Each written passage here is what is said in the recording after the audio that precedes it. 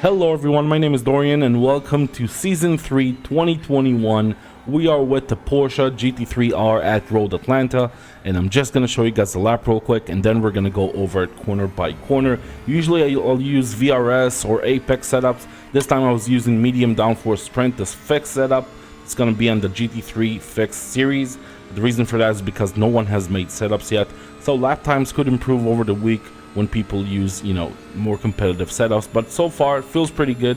The car's handling is very unique. Car has a lot of character.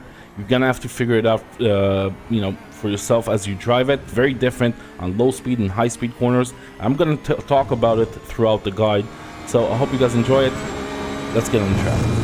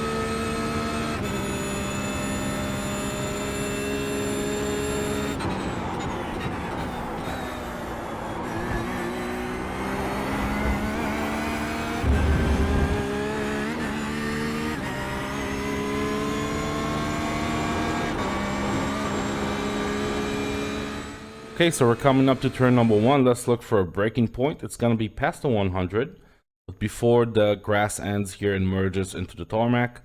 So right around here, as you can see, I'm already lifting, starting to touch the brakes a little bit.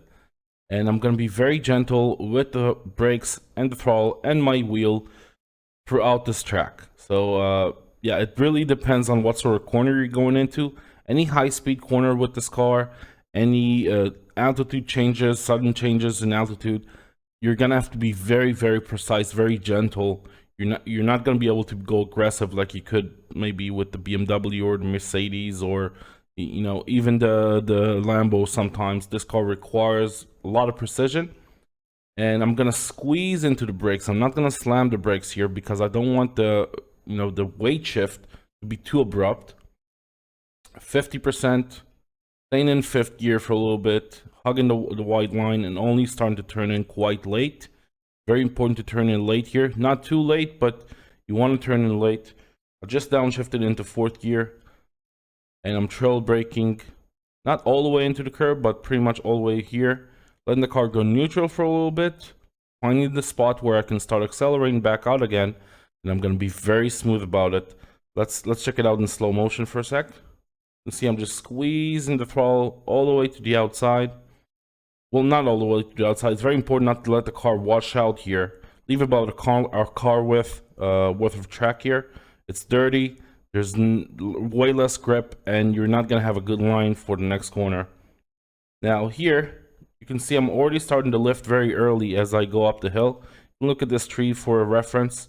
I just, I look here and I look for a point where I'm familiar with, that I can start lifting, and I'm going to lift all the way to 30%. You don't want to create a pendulum effect with this car. It's very easy to do so.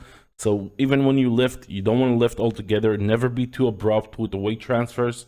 You have to be very gentle with the direction changes, off and on power. So when you want stability out of this thing, you got to give it a lot of throttle. When you want to rotate, you have to lift off the throttle. That's how it reacts. It won't do anything else. Especially with the medium downforce setup, so the fixed setup. I'm gonna lift to around 30%, stay on for a little bit. Gonna have a late apex here, or a late mount of this curb. You don't want to mount it early. If you mount it early, it will chuck you to the outside. No way you can complete the right-hander coming up. And another good reason is you need a very straight car to brake here. So you can see my wheel is straight, but the car is still turning left. because I'm sliding a little bit. And you'll notice as I start braking, which is right around here, I'm gonna correct the car, correct the slide, and try to have as straight a car as possible. Peaking to around 80%, 75%, and starting to release it as I start turning right here very late. Basically, as I start dismounting the curb on the left here, I'm gonna start to turn right, release the brakes all the way into third gear, and looking for apex here. Don't mount it too much, it's an off track, it's also gonna upset the car a little bit. You can see I'm not exactly trail braking all the way to the curb. Essentially, you don't need that much rotation. If you're already off the power with this car, it's got in high-speed corners, it's already gonna want to over rotate. So you need to go back on throttle pretty early. That's where all the stability is. So you can see even before I mount the curb, I'm gonna start accelerating a little bit, and I'm gonna be pretty smooth about it as I mount the curb all the way to around 70%. As I dismount, back to 100 as I open up the wheel.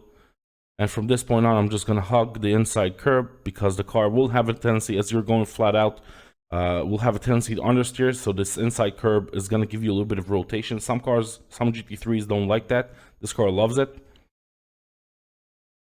And it's going to wash us to around middle of the track, which is fine. You don't want to wash out all the way to the outside. I'm going to try to correct it and steal a little bit more from the left to open up this next corner. And you can see I'm already lifting. With some cars, I can stay flat out here. With some cars, I only have to lift just a little bit. With this car, because it's so stable and so much understeer, underpower, you're going to have to lift early to initiate the rotation and then slowly squeeze back into it all the way to 100%. Staying in fourth gear throughout the S's. And now I'm going to upshift just now into fifth. Not for top speed reasons. It's just as quick in fourth for stability reasons. So we're still trying to avoid the pendulum effect, especially around here. Very easy to do that. You can see I'm trying to open up this corner a little bit, trying to get a straight car so I can brake on the curb. You can see I'm lifting, fifth gear, starting to lift to get some rotation done. And as I mount the curb and start to brake, I'm going to straighten out the wheel. And I'll have nice and stable car under braking here. That's so important. Very easy to lose the rear end or wash out. You really want a stable car here. Braking to around 60%.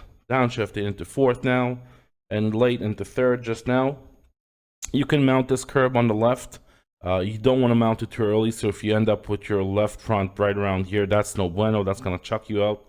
You want to do it as late as possible, so I would say I put my left front on this yellow part right around here. Trail braking all the way into it because I need the rotation here. Again, because we had a stable car, I can afford to trail brake. If we didn't have a stable car, I would have to be under power way earlier and wash out a lot more on the exit. Smoothly accelerating back out again. All the way to 100%. You can mount this curb nicely. The car will handle it, and you're through. That's the toughest bit on the track. If you nail it here, everything else is a piece of cake. We're braking right at the 200 here. You can probably brake a tiny bit later. I don't like it. And I'll show you the sequence in slow motion because it's very interesting what I did here. It wasn't on purpose, but it seemed to work great. I'm gonna brake right at the 200 and I'm gonna slam on the brakes and immediately release it. Nice and gradually all the way into the apex. And I usually never do that. I don't know why, but it seems to work great. Slam on the brakes, immediately release it. I'm not staying on the brakes for too long. Basically, if you slam on the brakes, obviously you're gonna overheat the front tires, but you're carrying a lot of speed here. So I'm using whatever downforce I have. I'm doing 227 kilometers an hour. So I'm using the downforce I have, so I still have a lot of grip on the front end. The spoiler is pushing it down, so I'm using that to slam on the brakes. But as we as the downforce drops off, I'm gonna release it, and then the tires won't overheat. So I'm trail braking now. I'm already neutral. I'm gonna start to accelerate now. Again, not slamming the throttle because it will create too much understeer, just smoothly accelerating out. And here, as soon as I straighten out the wheel, there's no braking point, but the sequence says you straighten out the wheel and you brake. I'm gonna brake to around, 90% peak. Slowly releasing it. Now moving it to trail braking. Don't get greedy here. You want to trail brake all the way into the apex on this one. This is the only corner where you'll have, on this track, I think, that you'll have understeer on entry. That's because on the low speed corners, the Porsche really likes to understeer. High speed corners, oversteer. So you have to change your mentality on this corner specifically. You want to trail brake all the way. And now I'm accelerating. This one's going to be a bit more aggressive because the corner is nice and open. I can use this curb on the way out. It's not going to slow me down. And you're through. Hugging this white line a little bit until we reach the bridge. And then I'm going to start drifting to the right. Take a short route. And that will give us the final chicane here. I'm going to brake quite early for a GT3. I think you can brake a lot later with some cars. I don't like braking too late with this car. Basically, if you burn up the fronts on low speed corners like this one, you're gonna have a hard time. So I'm braking very hard, but way before the 100. With some cars, I can brake, I don't know, around here, this sort of area. With the BMW, I can brake right around here. So, you know, it depends on the car. Braking very, very hard. As you can see, I'm staying on the 100%. The ABS barely kicks in. So because of that, I have no problem with using 100% brakes. I think the pads are a bit too soft on this car. You know, there should be some fixes coming up soon. I heard there's a caster problem, so we'll see how it goes. You can see I'm slamming on the brakes, but barely any ABS kicking in as I do. And that's a good indication for me to know that I can slam on the brakes. We have the final white line here, and as we cross it, I'm going to start releasing the brakes now and turning the wheel all the way down into second gear. And as I do, I'm going to trail brake all the way into the apex. And as soon as I mount it, back on the power, no hesitation. Not to 100%, going to be pretty smooth about it. Take it to around 70%. And as I want to change direction, again, we're going to have to lift off the throttle some more. Change direction with this car. Grab this apex. And accelerate back out again.